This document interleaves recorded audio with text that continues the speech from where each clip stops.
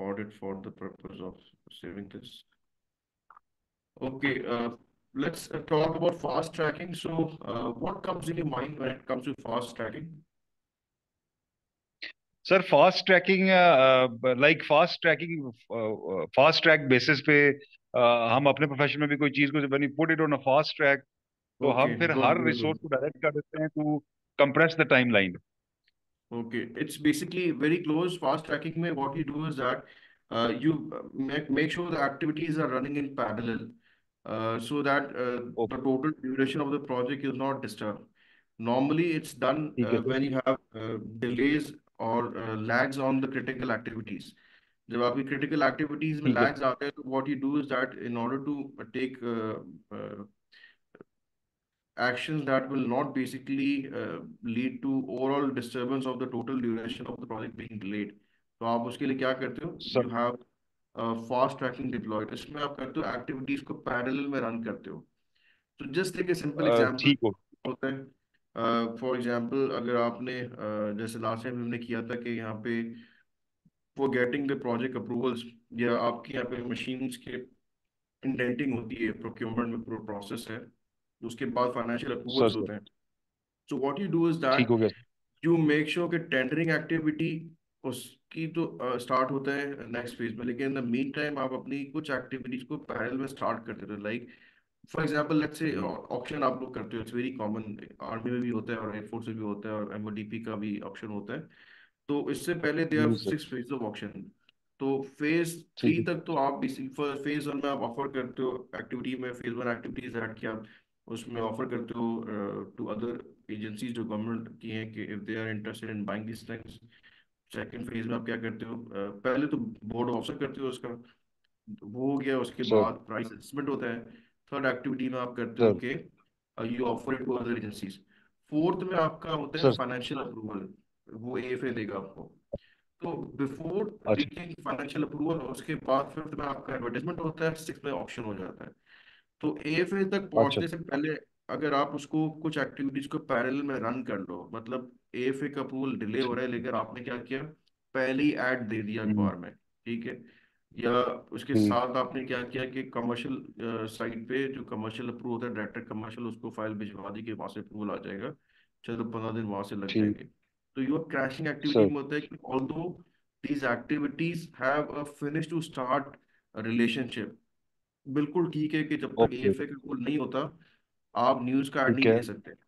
लेकिन what you do is that कि आप कोशिश करते हो कि यार, जब न्यूज का ऐड देने में भी हो सकता है एक हफ्ता, उस न्यूज के ऐड को देने में, फाइनेंसिंग में, एलपी के परचेजिंग में, पैसे देने में तो एक हफ्ता लगेगा. तो let's start the activity as a lead activity. तो क्रैशिंग में आप क्या करते हो? You do, sorry, fast tracking में क्या करते हो? एक्टिविटीज को पैरेलल में रन कर देते हो आप कि यार लेट्स रन द एक्टिविटीज ठीक है. पैरेलल. ये काम होता है, दूसरा मेरे साथ चलता रहेगा. ठीक है. लेकिन ठीक. रिमेंबर दीज थिंग्स, ठीक. ये एक्टिविटीज वो हैं जिनका नेचुरल जो था वो फिनिश टू स्टार्ट वाला रिलेशनशिप था. इनका रिलेशनशिप ये था कि एक खत्म होती फिर दूसरी स्टार्ट होती. लेकिन आपने उसको सही. जस्ट टू मेक श्योर कि project completes itself on time, तो आपने इसको हम्म. पैरेलल एक्टिविटीज में डाल दी. ठीक है. What is crashing? क्रैशिंग का क्या कॉन्सेप्ट है? सुना है क्रैशिंग का बहुत. सर नो हाँ, आइडिया. ओके. क्रैशिंग का तो मतलब इट्स क्रैशिंग तो it's is it more total simple. हाँ, साउंड्स भाई. Totally total failure. अच्छा, चलो मैं बता दूं. क्रैशिंग में basically what you do is that कि आप अपने एक्टिविटी का ड्यूरेशन जो है, you try to reduce it by adding more resources to it. Simple is that. ठीक है.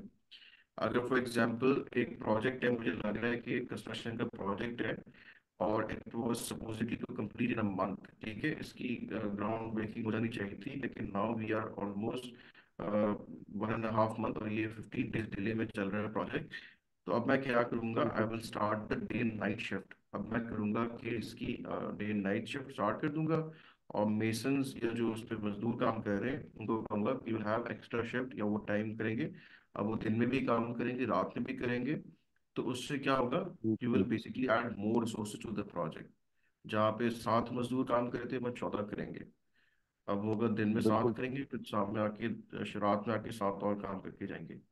ठीक है. तो this way you crash the project. Plan तो हमारा ओरिजिन ये था कि हम 8 घंटे काम करते हैं और सिर्फ दिन में काम सही करते हैं। बट ड्यूरिंग द सही। प्रोजेक्ट हमें ये पता चल रहा है कि we are losing the course of the project. तो ओवरऑल हम उसको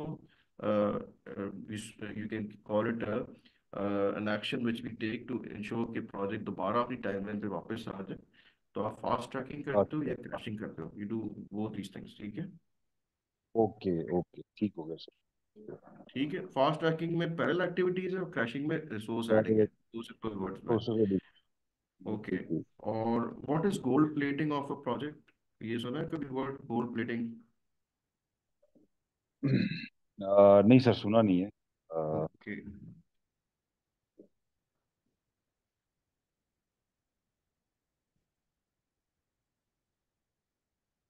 okay, it is very much advise या it is basic of any project कि आप अपने स्कोप के अंदर रह के चीजों को कंप्लीट करोगे, ठीक है।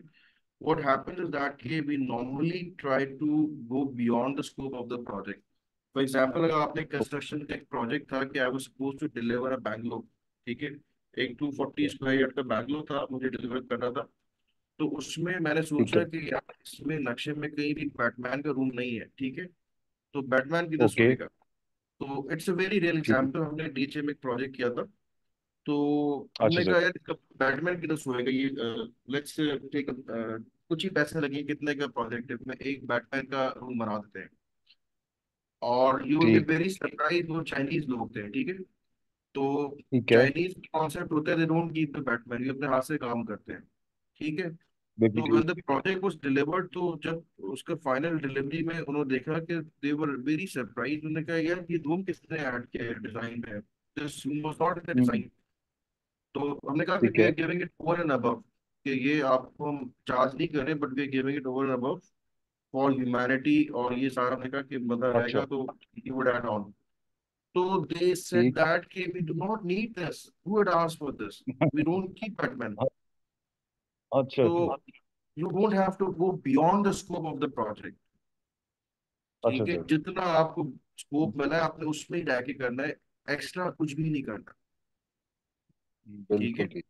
गोल्ड प्लेटिंग का बिल्कुल ठीक। मतलब होता है कि आप स्कोप के बाद भी चीजें और करने की कोशिश कर रहे हो which are beyond the scope of the project, ठीक है। और उसका कोई चार्ज नहीं मिलेगा आपको, you will not be paid for it. तो never we do a gold plating in a project. ठीक। ये भी बड़ी ठीक। टर्मिनोलॉजी होती है कि प्रोजेक्ट मैनेजर कहते हैं कि please stay to the scope of the project, ठीक है। और we never go for gold plating. अच्छा, स्कोप ओ। क्रीप क्या होता है, वो एक अलग कॉन्सेप्ट है, ठीक है। जी sir. Yes any idea about scope creep? Sir. जी सर, उस दिन हमने पढ़ा था कि स्कोप क्रीप का, इफ आई रिकॉल। अच्छा, स्कोप क्रीप का थोड़ा सा इस तरह है कि स्कोप क्रीप इज हाँ। बेसिकली कि अनइंटेंशनल जो है ना, हमारे we don't have any intention, लेकिन इसका स्कोप आहिस्ता आहिस्ता तो क्रीप होता जाता है, बढ़ता ही जाता है, ठीक है। बीआरटी पेशावर का था when it started, all nobody had this intention कि हम इसको इतना स्कोप क्रीप लेके जाएंगे कि अंडरग्राउंड फिर इसकी डिगिंग स्टार्ट हो जाएगी, फिर इसको टनल्स के अंदर से लेके, मतलब दे वर नॉट बेसिक प्लान, इसका बिल्कुल सिंपल प्लान था, ठीक है। लेकिन व्हेन इट वाज द ठीक। प्रोजेक्ट वाज अनफोल्डेड, तो फिर पता चला भाई हम्म। इसका तो ये मसला अलग है, फिर पता चला नीचे इलेक्ट्रिसिटी की लाइंस है, फिर पानी के मसले हैं। तो these were things which were unfolded during the course of the project, और उनको सॉल्व किए सही। बगैर आप आपकी प्रोजेक्ट कंप्लीट नहीं कर सकते। तो उसकी वजह से स्कोप में क्रीप हम्म। आता जाता है, ठीक है। अच्छा स्कोप अच्छा क्रीप को आप अच्छा सर। कैसे एड्रेस करते हो, आप उसको रिकॉर्ड करते हो और you take the change management plan के थ्रू आप स्कोप क्रीप को कवर करते हो। और ये रिस्क मैनेजमेंट का भी टॉपिक है, इंशाल्लाह हमने आज करना है। तो this is basically related to the, ये भी हमारा टॉपिक भी है हमारा, थोड़ी देर में स्टार्ट करते हैं, अगर ये स्टूडेंट्स आ जाते हैं तो विल फॉर्मली स्टार्ट है। अच्छा, उससे पहले ठीक। कैलेंडर्स के बारे में, what is the knowledge about project calendars, कितने कैलेंडर्स होते हैं प्रोजेक्ट के? Sir, I don't have any idea about this. अच्छा चलो, इसमें बेसिकली सबसे पहले तो एक होता है ऑर्गेनाइजेशनल कैलेंडर। ऑर्गेनाइजेशनल कैलेंडर क्या होता है कि जिस ऑर्गेनाइजेशन में, for example let's take an example of your university, COMSATS का अपना ऑर्गेनाइजेशनल कैलेंडर है। मतलब फॉर ओ- example take university of Wah, अब यूनिवर्सिटी ऑफ वाह में 7 अक्टूबर सेमेस्टर स्टार्ट हो रहा है, तो उनका अपना कैलेंडर है, ठीक है। ये हो गया ऑर्गेनाइजेशन ठीक। कैलेंडर। अब एक प्रोजेक्ट ओके, वो कैलेंडर। उस दिन जब आप सॉफ्टवेयर हमें दिखा रहे थे उसमें वो टाइप्स ऑफ कैलेंडर वो जब एग्जैक्टली इनपुट कर रहे थे एग्जैक्टली, उसमें ऑर्गेनाइजेशन वो कैलेंडर भी होता है। फिर उसमें बिल्कुल ठीक। प्रोजेक्ट कैलेंडर होता है कि इटसेल्फ। और प्रोजेक्ट कैलेंडर का मतलब है कि प्रोजेक्ट का अपना कैलेंडर होता है कि भाई प्रोजेक्ट में चल रहा है तो we have a project calendar. Organization calendar कहते हैं कि भाई सैटरडे संडे वर्किंग नहीं होगी फॉर एग्जाम्पल, ठीक है। ठीक प्रोजेक्ट है। ड्यूरेशन हमने सेट की तो उसमें हमने दिखाया था कि सैटरडे संडे वर्किंग है, ठीक है, संडे वर्किंग है, सैटरडे ऑल्टरनेट वर्किंग है, ठीक है। ये हो जी। सकता है प्रोजेक्ट में कि एवरी ऑल्टरनेट सैटरडे आपने वर्किंग करवा दी, और वैसे ठीक है। सैटरडे को ही वर्किंग, ठीक है। उसके ठीक बाद है। एक एक्टिविटी कैलेंडर होता है, ठीक है, कि एक एक्टिविटी को करवाने के लिए फला फॉर एग्जाम्पल एक शॉट है मूवी का, तो उसमें रेन का सीजन दिखाना है।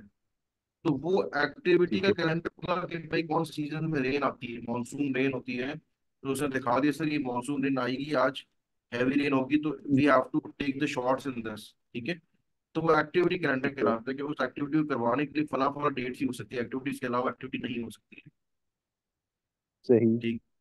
और चौथा जो होता है वो रिसोर्स कैलेंडर होता है। Resource calendar for example I am teaching right now, तो मेरा अपना कैलेंडर बता रहा है कि फ्राइडे के दिन मैं कॉम्सैट से पढ़ाता हूँ, फिर से मैं एडीयूसी पढ़ाता हूँ, इसके अलावा फिर मेरी वहाँ में थर्सडे के दिन ट्यूजडे, तो ये मेरे अपने कैलेंडर्स हैं।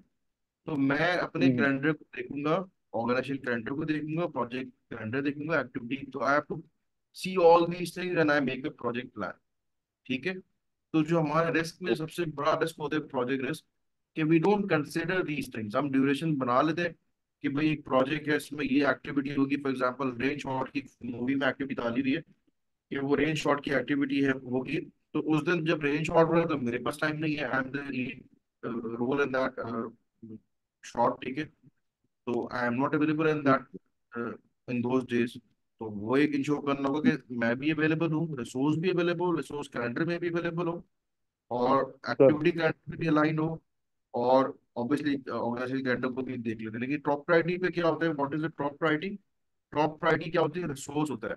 सबसे पहले आपको रिसोर्स कैलेंडर देखा जाता है, ठीक है। ओके। ठीक रिसोर्स है। ही नहीं तो ऑर्गेनाइजेशन क्या करेगी, ठीक है। तो इस तरह करके हम प्रायोरिटी भी सेट करेंगे, man will do it on the software.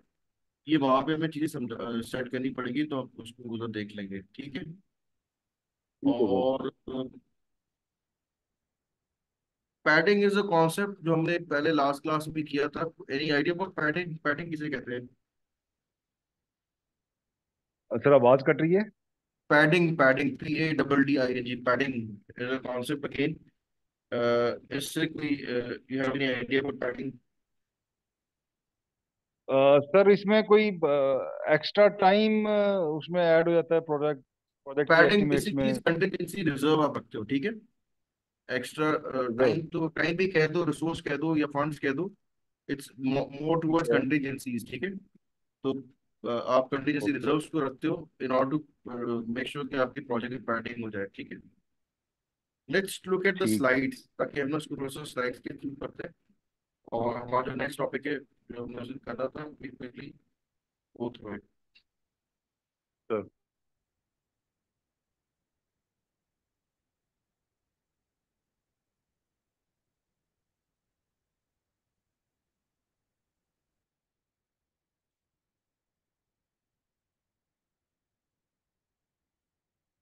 I hope you can see the slides.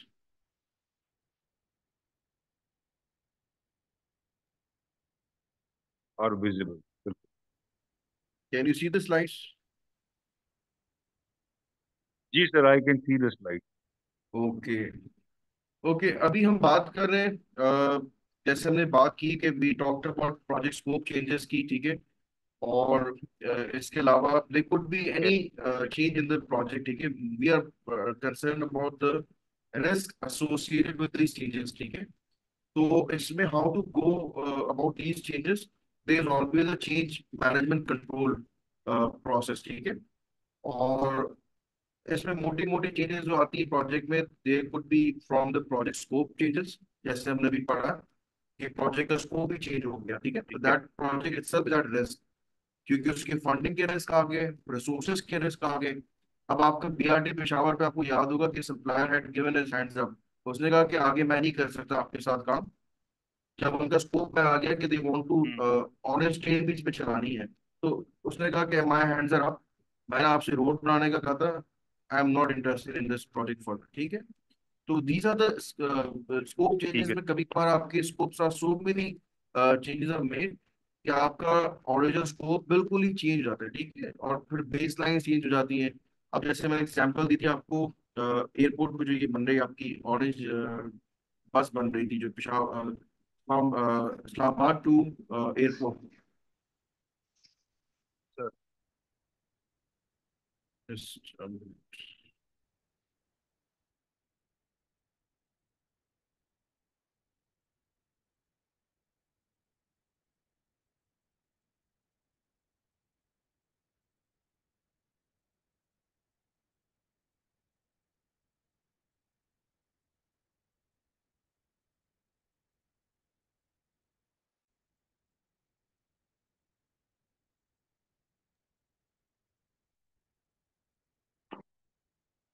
Okay, coming back, तो वी टॉकिंग अबाउट जो आपकी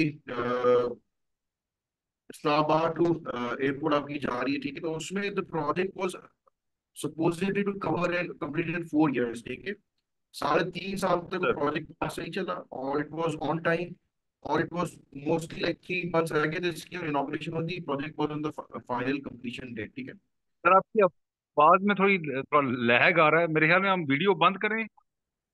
ओके, ओके, मैं इसको ना थोड़ा सा कोशिश करता हूँ कि वीडियो बंद करके let's see if that can improve.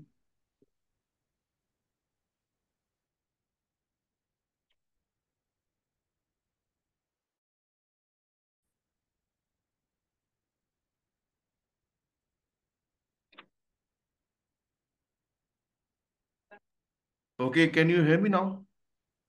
Ji sir, now it's better sir. Okay, चलो, उसमें तो what was the point was that कि इसमें इन्होंने कोशिश की कि इसको कंप्लीट करने की इन 3.5 ईयर, और वो हो भी चुकी थी 3.5 ईयर में, ठीक है। तो पार्ट वाज दैट कि जब उसका गवर्नमेंट चेंज हुई, तो the whole project was again अपने स्कोप से बिल्कुल हट चुका था, ड्यूरेशन इतनी ज्यादा बढ़ गई थी, they wanted to start it again. जब नई गवर्नमेंट आई, उन्होंने कहा भाई प्रायोरिटी पे पीछे चला गया और we don't want to do do this project, ठीक है। अब जब दोबारा गवर्नमेंट आई 2022 में, तो उन्होंने कहा कि let's complete this project.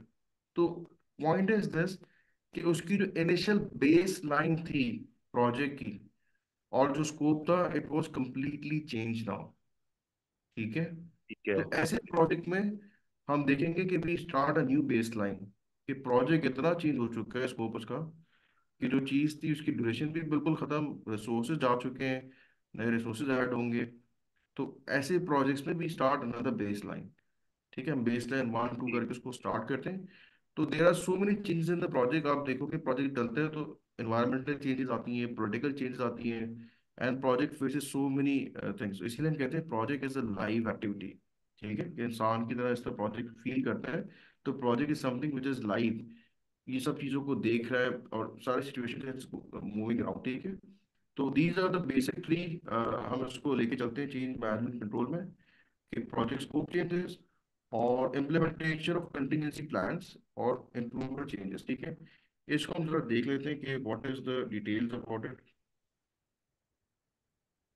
Okay, if you go by order, तो इट गोज विद दिस कि first of all we try to document any change, ठीक है। तो उसकी दो रीजंस हैं, क्योंकि when you make the changes तो आपका रिसोर्स ज़्यादा तो ज़्यादा यूज होता है, या तो you have more project duration, ठीक है। तो उसमें सर लैग दोबारा आना शुरू हो गया है। आप अपनी वीडियो अगर ऑफ करें तो आवाज बेहतर हो जाती है। Okay, okay, I will try to do it. Okay, चलो, I think this is the video part, इसको बंद कर देते हैं। Okay, coming back again, it's better now? जी sir, now it's better. Okay, okay, what we're talking about, if we go down the list, it's like identify proposed changes. So first of all, we are talking about when we make changes in the project, so ultimately what is going to be the effect on it? Duration would be affected and the budget would be affected, ठीक है। So what we try is that कि we try to discourage changes, ठीक है। हम कोशिश करते हैं कि we do not entertain changes. तो for that what we do is that कि इसके लिए पूरा मैकेनिज्म बनाते हैं कि if there is any change in the project, तो उसके लिए there is a control mechanism, right. So सबसे पहले आप क्या करते हो, if you go list by list, आप पहले तो आइडेंटिफाई करते हो कि प्रपोज चेंजेस है क्या, what is suppose to be change, ठीक है। Let's take an example, like हम ईआरपी प्रोजेक्ट में काम कर रहे हैं, तो उसमें इन्होंने कहा कि डेटा माइग्रेशन हमने करनी है प्रोजेक्ट में। तो हम इसकी डेटा माइग्रेशन बैचेस के बजाय लाइव डेटा माइग्रेशन करेंगे, ठीक है। ऑल्दो प्रोजेक्ट के अंदर ये था कि बैच में होंगे, बैचेस में डेटा माइग्रेट होगा, बट अब इन्होंने प्रपोज किया कि नहीं, बैचेस में नहीं हो सकता। हमने इसको करके देखा तो it should be live data migration, ठीक है। तो अब इस पूरे प्रोसेस को चेंज हो जाएगा, जाहिर सी बात है। तो batch data migration is totally different thing, और live data migration is another thing. तो now we will have to document this thing कि भाई हमने इस प्रोजेक्ट के स्कोप में चेंज ये किया है, we have not the scope change, we have change this activity, कि हम बजाय इसके कि we are doing batch migration, हम इसको लाइव माइग्रेशन पे लेके जा रहे हैं। तो ये ये आप, बैच और लाइव हाँ, फर्क मैं इसको एसोसिएट नहीं कर पा बैच रहा। बैच में ये होता है कि आप अपने डेटा को चंक्स में लेके जाते हो, शिफ्ट करते जाते हो, ठीक है। मतलब इसका कि आपका पुराना लेगेसी का डेटा जाएगा, फिर आप अपना पुराना कोई उस पे डेटा अगर है तो वो उसके साथ काम भी चलता जाएगा, और काम ब्लैकआउट हो जाएगा, और फिर डेटा जाता है। और दूसरे लाइव में क्या होता है कि आपका लाइव डेटा भी साथ साथ चलता रहेगा, आज का भी काम आपका डेटा ट्रांसफर हो रहा है, और there is no blackout period. No blackout period का मतलब होता है आपका काम डिस्टर्ब नहीं होता, और आप अपना काम भी चला रहे हो और डेटा भी माइग्रेट साथ साथ कर रहे हो, ठीक है। और उसमें आपके ब्लैकआउट पीरियड आ जाता है कि भाई आपका एक हफ्ते के लिए काम बंद हो जाएगा, सारा डेटा बैचेस में मूव हो जाएगा, और नए सिस्टम पे डेटा आ जाएगा, फिर आपका काम स्टार्ट होगा वो लाइव से, जब आप नए सॉफ्टवेयर पे आ जाओगे एक हफ्ते के बाद, ठीक है। तो these were two activities which are totally different in its own basic characteristics, ठीक है। तो अगर किसी ने प्रपोज चेंजेस में कहा कि we got to ultimately know this, कि यार इस ऑर्गेनाइजेशन में हमने प्लान तो ये किया था कि we will go for batch data migration, लेकिन अब हालात ऐसे बन गए कि will have to go for live. तो आप इसको रिकॉर्ड करोगे कि यार ये चीज़ इस तरह करनी थी हमने, लेकिन we are not doing like this, तो दिस इज अ प्रपोजल, और हम इसको चेंज करना चाहते हैं, we want to do it other way around, ठीक है। अच्छा सर, ये जो नंबर वन पे लिखा हुआ आइडेंटिफाई प्रपोज चेंजेस, यस। आप आइडेंटिफाई प्रपोज चेंज का मतलब क्या कि अब अच्छा जैसे फिर, आपने वो ईआरपी हाँ, प्रोजेक्ट का बताया, उसमें तो जो प्रोजेक्ट जिसने दिया था उसने बताया जी कि नहीं अभी इस तरह नहीं इस तरह होगा, वो तो उसने चेंजेस खुद आपको पकड़ा दी। लेकिन आइडेंटिफाई प्रपोज चेंज का मतलब ये कि जो प्रोजेक्ट मैनेजर है वो खुद अपने से ही विजुअलाइज करेगा प्रपोज चेंजेस, या प्रपोज चेंजेस उसको बताई गई हैं, अब वो उसको आइडेंटिफाई कर रहा है, मतलब ये सब कोरिलेशन नहीं है। ओके। अच्छा देखो, इसमें थोड़ा सा इस तरह है कि जैसे इसको एक थोड़ा सा ना, आई मूव अनदर स्लाइड, ताकि ना आपको थोड़ा सा आइडिया हो कि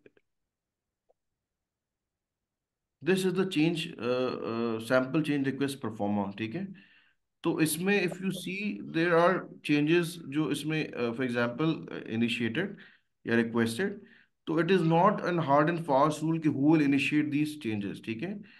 मोस्टली मोर ओवर आपका होता है क्लाइंट रिक्वेस्ट कर रहा होता है कि यार इसको इस तरह नहीं इस तरह कर लें, ठीक है। This is the common practice कि आपका क्लाइंट बताता है कि भाई मैं चाह रहा हूँ कि अब आप इसको मेरा घर तामीर कर रहे हैं, पहले मेरी ख्वाहिश थी कि अंदर से ही आप स्टेयर्स निकाल लें ऊपर के स्टेयर्स के लिए। Now this is my plan कि अब मैं सोच रहा हूँ कि ऊपर वाले को रेंट आउट कर दूंगा, तो मुझे अब अलग से बाहर से स्टेयर्स आप निकाल के दें। Now he is proposing a change, ठीक है। तो normally it comes from the client, और आप देखते हो कि अगर पीएमओ अच्छा होता है तो वो नॉर्मली प्रोजेक्ट में चेंजेस को नहीं इनिशिएट करता, वो प्रोजेक्ट अपने हिसाब से चल रहा होता है, ठीक है। इसीलिए हम इसको करते हैं कि जब क्लाइंट की तरफ से कोई ऐसा स्कोप जो रिक्वेस्ट आ गई कि चेंज करनी है, तो वी विल सी कि whether it will affect the overall project और नॉट। देखो अब इसमें लिखा है एरियाज ऑफ इम्पैक्ट इधर, तो अगर इसका स्कोप इम्पैक्ट हो रहा है, कॉस्ट इम्पैक्ट हो रहा है, project is at risk, schedule, तो फिर हम इसमें लिखते हैं कि भाई ये चीज़ मेजर इफेक्ट होगा, कोई ऐसी चीज़ें अगर स्कोप कोई पूरा चेंज हो जाएगा इस चेंज की वजह से, या पूरा कॉस्ट भी बहुत बड़ा इफेक्ट आने वाला है, तो we'll have to identify it over here. ठीक है, फिर उसकी एक अलग आर्गुमेंट होती है कि whether to agree to this change और नॉट।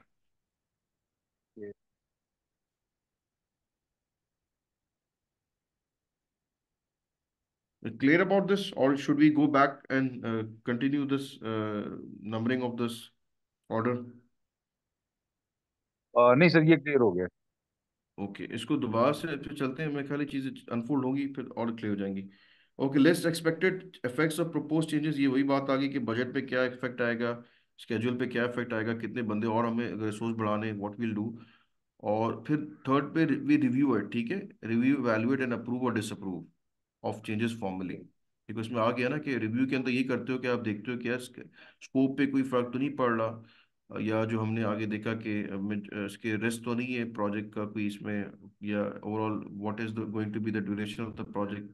तो you evaluate this and review it, और अप्रूव या डिसअप्रूव करके इसको फॉर्मली अपने प्रोजेक्ट का हिस्सा बनाते हो। एक अलग से फोल्डर बन रहा होता है, चेंज मैनेजमेंट रजिस्टर होता है, जिसमें आप सारे चेंजेस को रिकॉर्ड करते हो कि these are the changes in the project. ठीक है। Number four is negotiate and resolve conflicts of change condition and cost. ठीक है, अब देखो इसमें this this always a negotiation किस चीज में होता है कि फर्स्ट ऑफ ऑल तो रिजॉल्व कॉन्फ्लिक्ट्स ऑफ चेंज का क्या मतलब क्या है कि they would be a conflict of interest भी हो सकता है, और कॉन्फ्लिक्ट किसी और किस्म का भी क्रिएट हो सकता है।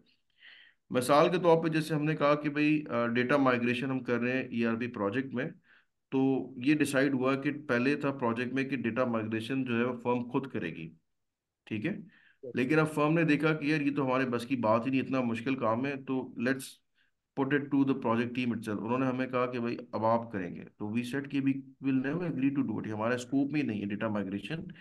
हाँ, हम कर देंगे आपको, but you will have to pay extra cost for it. ठीक है, this will be another activity added to the project, जिसकी कॉस्ट है, हमें इस पे रिसोर्सेज लगाने पड़ेंगे, और इसकी इतनी इतनी कॉस्ट होगी, प्रोजेक्ट की ओवरऑल प्रोजेक्ट की कॉस्ट इससे बढ़ जाएगी।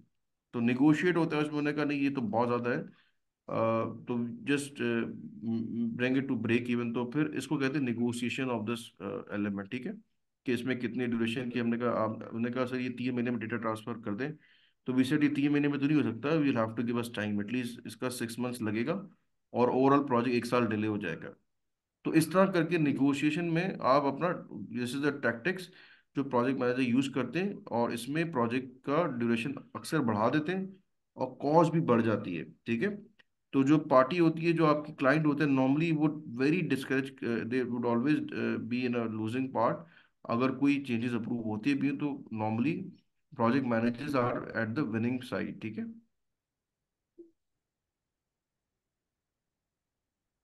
Clear about this? Sir clear. Okay, and then we communicate the changes, दोनों पार्टीज के सामने देखा, परफॉर्मा बन जाता है, और उसमें हम डाल देते हैं स्कोप के अंदर भी लिख के देते हैं कि भाई ये चीज़ अब हो गई, ये प्रोजेक्ट ड्यूरेशन बढ़ चुका है, स्कोप में स्क्रीप आ चुका है, और जो जहाँ इफेक्ट होता है उसका भी रिकॉर्ड द चेंजेस। ठीक है, and then assign responsibility for implementing change, अगर कोई अलग प्रोजेक्ट रिसोर्स आना है उसके लिए, या कोई एक्टिविटीज क्रिएट होंगी, तो अगेन उनको रिस्पॉन्सिबिलिटीज असाइन होती हैं, और इम्प्लीमेंटिंग चेंज की हम अलग से भी, कोई अगर इम्प्लीमेंटेशन के लिए हमें कोई चल रहा है, तो we have to assign responsibility for that. And then master schedule is also adjusted, और बजट भी इसका जाहिर सी बात है एडजस्ट होता है, and then we track all the changes that are to be implemented. These are basically change control system processes. ठीक है, इसकी लिस्ट डाउन की गई है इसमें, these are important, that's why we have gone through them number by number. Should we move on? Any question regarding this? No sir, please move on. Okay. This is the overall summary of it. ठीक है, change request यहाँ से initiate हुआ, then it is change request submit होता है, you review it, approve या disapprove जो भी होता है, नॉट होगा तो फिर दोबारा जाएगा, and then if it is approve then you update the plan of the record, and you distribute it for action. Okay, now what are the benefits of change control system? इससे risk हमारा बहुत covered हो गया। ठीक है, you see that if it was not implemented change control, तो project itself was at risk, कि हर नया बंदा आके कहता है कि इस तरह कर लें, फिर आगे दूसरा कहता है नहीं इसको इस तरह होना चाहिए, तो the whole project was at risk. ठीक है, not only the whole project was at risk, project की कॉस्ट, उसकी time of completion, duration, all these things were majority of them were affected by implementing these changes, ठीक है। और normally project failure में इससे पहले यही these were the reasons which were ultimately causing the project failures, कि उसमें undue changes आती थी टाइम के साथ, और वो प्रोजेक्ट को अल्टीमेटली स्कोप को और प्रोजेक्ट को फेलियर की तरफ लेके चली जाती थी, ठीक है। तो इसका बेनिफिट सबसे पहले क्या हुआ कि इसमें inconsequential changes are discourage by formal process.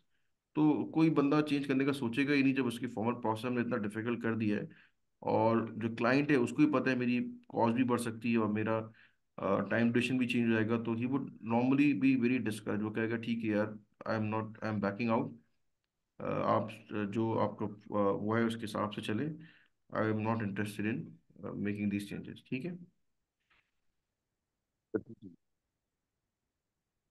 Okay, cost of changes are maintain in log again, ये लॉग बुक बनती है, उसमें चेंजेस की जो कॉस्ट है वो भी डालते हैं। Integrity of the WBS and performance measures is maintain, ठीक है, ये उसी से रिलेटेड है। Allocation use of budget and management reserves are tracked. अब देखो उसमें वही चीज़ आ रही है बेनिफिट्स में, कि सारे चीज़ों का बेनिफिट्स हर जगह पे रिफ्लेक्ट हो रहा है। Responsibility for implementation is clarified, effect of changes visible to all parties, and implementation of changes is monitored. Some scope changes will be quickly reflected in baseline and performance measures, ठीक है। तो ये आपकी baseline है, इस पे भी नज़र आता है कि भाई ये चीज़ें बाद में चेंजेस के बाद हुई, तो दीज आर स्कोप चेंज वाली, उसमें हम देखेंगे then we make the formal changes, तो उसमें आइडेंटिफाई भी हो जाता है कि बेसलाइन के अंदर कि ये प्रोजेक्ट में इनिशियली बेसलाइन ये थी, लेकिन बाद में इसका टाइम इसलिए बढ़ा कि ये एक्टिविटी ऐड कर दी गई थी इसमें, ठीक है। एनी क्वेश्चन, ये तो ये मैं। Sir, yes. वैसे मैंने एक चीज़ की है कि हमारे यहाँ ब्लैक एंड व्हाइट में चीज़ों को नहीं रखा जाता, चीज़ों को जो है ना ग्रे जोन में रखा जाता है, और यूजली इसी का लोग फायदा भी उठाते हैं। जैसे कि जितने भी ऑफिसर्स होते हैं वो यूजली चीज़ों को जो है ना एक्सेप्ट कर लेते हैं इन द ग्रे एरियाज, और फिर उसको फिर जो क्लाइंट होता है वो बड़ा खुश हो जाता है कि यार ये जो बरखुरदार है बड़ा अच्छा है, ये सरकारी नहीं है। तो इस तरह के चैलेंजेस जो हैं वो थर्ड वर्ल्ड कंट्रीज में तो बहुत प्रोमिनेंट होंगे, पाकिस्तान में तो होंगे। तो वो क्या, वो एग्जैक्टली। क्लाइंट्स डिस्करेज करते होंगे सपोर्ट सिस्टम की इम्प्लीमेंटेशन को? वो कहते होंगे यार ऐसे ही कर लो यार, कर ले यार, तू तो डर गया या तू ऐसा हो गया। What you say about this? Exactly, देखो अभी हमारी एक हुई थी मीटिंग, उसमें हम बात करते थे, वो वेरी सीनियर प्रोजेक्ट मैनेजर्स, तो उन्होंने जब ये टॉपिक हम डिस्कस कर रहे थे तो उस पर उनका यही सही था, बिल्कुल you had a right thought about it. तो वो कहते हैं वी विल इनकरेज दिस, हम तो चाहते हैं कि क्लाइंट हमें कहे कि चेंजेस करें, क्योंकि उसका फायदे दो होते हैं। जैसे मैंने आपको बताया कि हमारा यहाँ पे PSC कामरा में जो ERP प्रोजेक्ट था, तो इसके अंदर क्लाइंट बच्चा नहीं है, उसको पता है कि यार जब ये PSC वाले लोग डेटा माइग्रेशन का नहीं डाल रहे इसमें, तो डेटा माइग्रेशन नहीं होगा तो GRP चलेगा कैसे। तो ही न्यू इट कि एक वक्त आएगा ये खुद आएंगे हमारे पास कि भाई सर डेटा माइग्रेशन का क्या करना है। उस वक्त हम कहेंगे भाई ये तो आपने डाला ही नहीं था इसमें स्कोप में, ठीक है। उस वक्त फिर हम कहेंगे भाई इसकी वजह से 2 साल और देने पड़ेंगे आपको प्रोजेक्ट में, और उस वक्त हम कहेंगे आपके $1 मिलियन इसमें और बढ़ जाएंगे।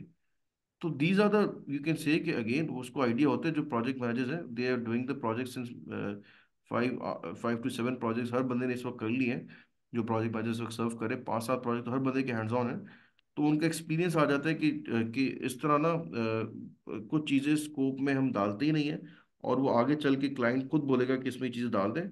तो इट्स बेसिकली हमें इसलिए कहते हैं कि if you are on the client side, तो always when you sign the project charter, तो उसको किसी भी कंसल्टेंट को हायर करो और उसको दो, और वो he should go through the project scope, ठीक है, ताकि अगर कोई चीज़ एक्टिविटी रह गई है प्रोजेक्ट मैनेजर की तरफ से, तो आप उसको उसी वक्त यू कैन सजेस्टेड कि ये this should be the part of the project, ताकि बजाय इसके कि बाद में एक चीज़ ऐड करवाई जाए उसकी कॉस्ट बेयर की जाए, it's better to track it now and do it. ये अब इंटेंशनल अनटेंशनल का तो वही बात आ गई कि हमारे पास PMO इतने अगर माशाल्लाह ऑनेस्ट हो और वो इन चीज़ों को ट्रैक करने की चीज़ें होती है, लेकिन हमारे यहाँ पे मैंने बताया कि जैसे ही लोग इसको उस साइड पे भी लेके जाते हैं कि यार बाद में चेंजेस आएंगी तो इसमें हमारा ही फायदा है, तो they give you the basic layout, और बाद में फिर चीज़ें जब अनफोल्ड होती हैं तो क्लाइंट कहता है कि ठीक है यार इसमें ये चीज़ें भी हैं, तो कहते हैं बिल्कुल सर हमने तो आपको कहा था,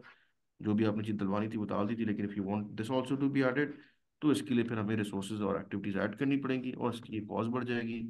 सो व्हाट इज़ योर टेक? आप वो फिर आपकी बिल्कुल सही बात है कि वो कह गया ठीक है प्रोजेक्ट तो डिलीवर हो जाए, विल सी दिस के आगे, फिर इसको कब बाद में देख लेंगे।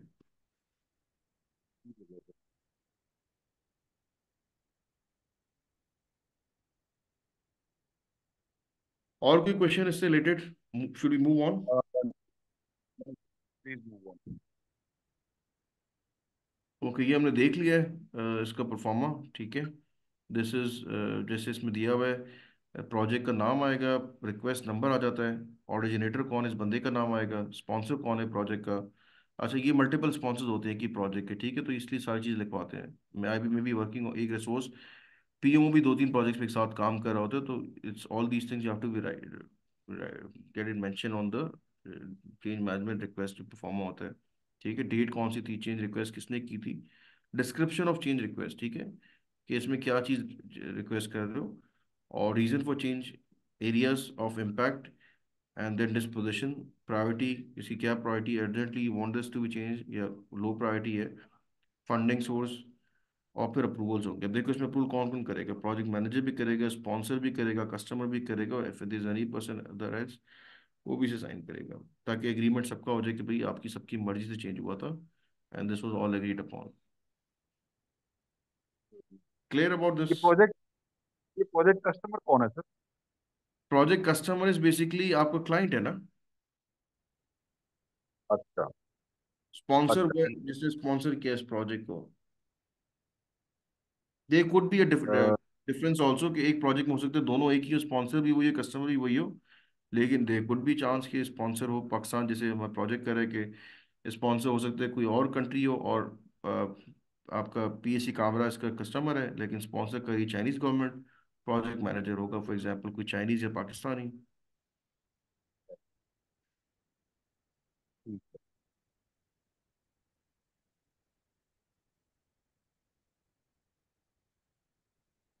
Clear about this? जी सर, क्लियर सर, प्लीज।